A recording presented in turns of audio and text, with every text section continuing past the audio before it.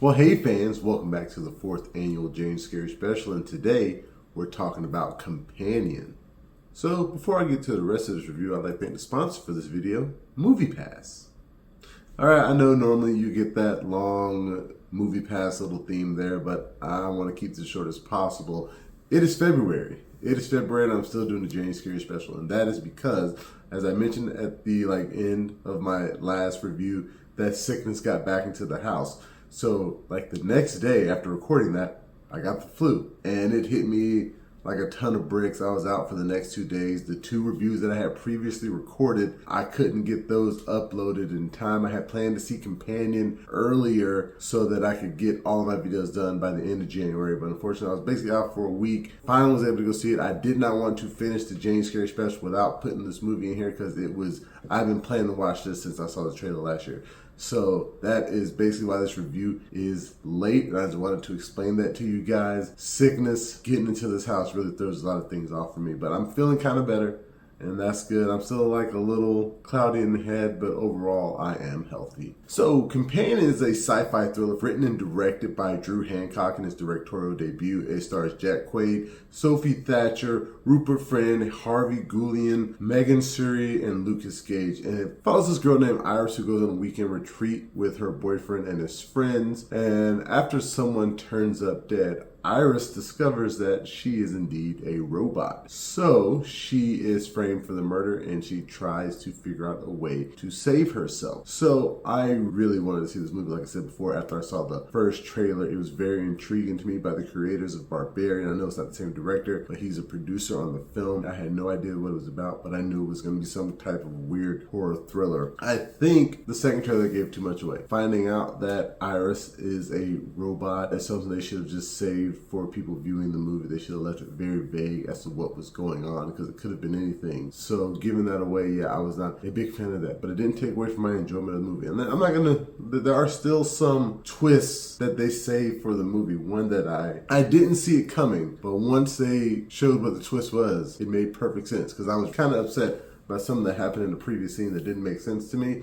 But once that twist was revealed, I was like, it makes perfect sense now why that happened. I enjoyed the acting. Sophie Thatcher is great. She has a very familiar face. I think she was in the book of Boba Fett. But when watching her on the screen, I really felt like I knew her. She really gave off that vibe of I thought she was a bigger actress than she was, but she really hasn't been in that much. So there's that. I think that she probably has the potential to be a great scream queen. She just gives off this southern charm about her. And her robot voice, her entire performance as a robot was great. I think if they hadn't spoiled that she was a robot in the trailers, you kind of would have picked up on it by the way she spoke, the certain things she said, the way she moved in the movie. So I think that was pretty good. And all in her performance and making her a killer robot, she's like, you guys did this, I want to escape. This isn't what I want to do. She's the good guy. She's the hero in this movie. I like how they flipped that on his head. Yes, she's a killer robot, but it's not her fault. So that turned out to be a great plot twist as well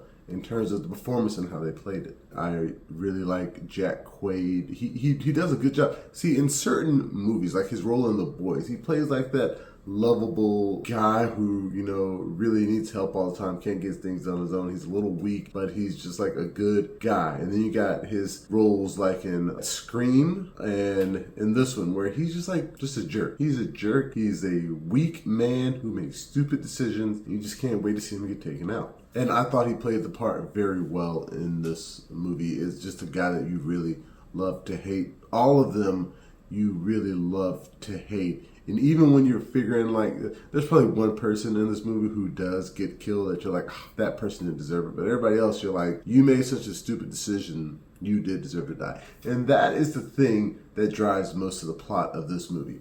It is the stupid decisions the guests make concerning Iris. This movie really should have been over in 20 minutes.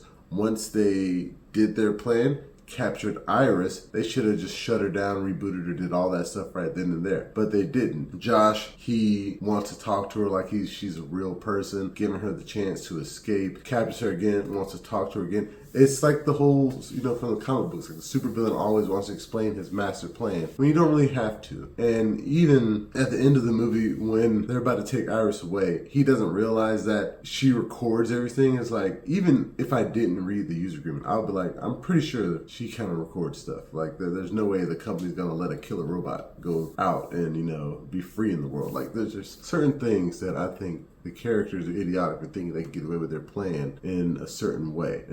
But like I said, it was a really enjoyable movie. I like the little bit of twist that you get. And like with a lot of horror, thriller, and stuff like this, my concern is really what happens next. And at the end of the movie, spoiler alert, Iris does get away. But does she really? She's a robot in a world where they don't let these kind of super robots be free like that. I'm sure she probably had a fun time, but like, they have to capture her, right? There's no way, unless they make a sequel, that she's free. So in terms of a score, I think I'm gonna give Companion a decent 8.1 out of 10.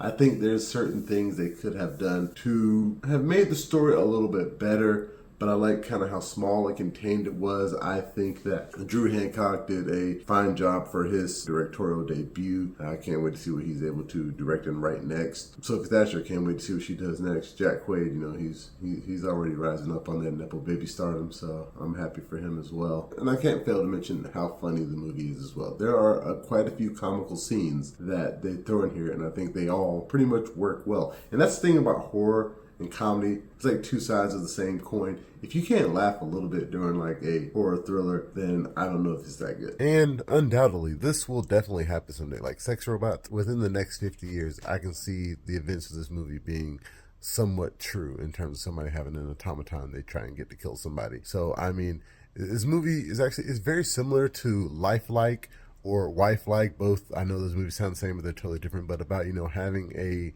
companion female robot, that's exactly the storyline that we're probably going to see a lot more of. You got your Megan, you got that movie coming up, Soulmate. Like a lot of these sci-fi movies where people are having these robots as their companions, it's definitely going to happen one day, most likely. I'd like to thank you guys again for joining me for the 4th annual JanuScary special. It was very, very fun to discuss horror movies with you this winter. Sorry I got sick. Sorry that it got pushed into February. I'm pretty sure that won't ever happen again, but never say never. And I've already got a few movies picked out for the 5th annual JanuScary special next year, so I can't wait to see you guys. Remember, you can find the full review for Companion on YouTube and the website, flipfrogllc.com/flicksfrog. You can find us on Facebook, Instagram, Twitter, and Reddit. And please, pretty please, make sure that you like, share, and subscribe. And until next year, I'll be seeing you.